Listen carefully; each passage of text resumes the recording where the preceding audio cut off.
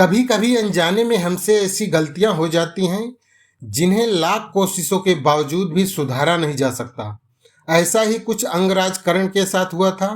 अंगराज कर्ण ने अपने जीवन में दो गलतियां ऐसी की थी जिसका परिणाम अंत में उन्हें मृत्यु के रूप में मिला। द्वापर युग की बात है। सूर्यपुत्र कर्ण एक बार शिकार के लिए जंगल में भटक रहे थे। प्राचीन काल के राजा सामान्यतः हिंसक प्राणियों का शिकार करते थे ताकि वह रात्रि के समय नगर में घुसकर उत्पात ना मचा सके। कर्ण भी इसी उद्देश्य से जंगल में हिंसक जानवरों को खोज रहे थे।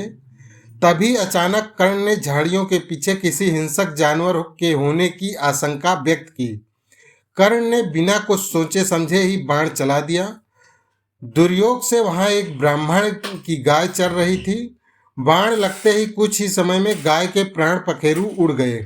जब यह दृश्य ब्राह्मण ने देखा तो वह रोष से भर गया। कर्ण के इस कृत्य पर ब्राह्मण को बहुत क्रोध आया।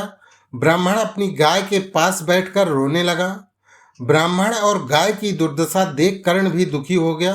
वो रोते हुए ब्राह्मण को धीरज बंधाते हुए सांत्वना देने लगा और अपने इस कृत्य के लिए क्षमा याचना करने लगा। ब्राह्मण ने कर्ण को दूर धकेलते हुए कहा, अपनी शक्तियों के मद में चूर हत्यारे, क्या तुझे इतना भी याद नहीं कि बिना लक्ष्य का निश्चय किए हुए तीर नहीं चलाना चाहिए? मेरी निसहाय गाय की हत्या करके तू मुझसे क्षमा याचना करता है?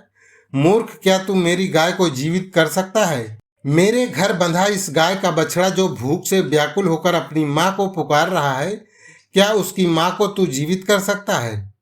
दुखी होकर कर्ण ने अपनी असमर्थता व्यक्त की।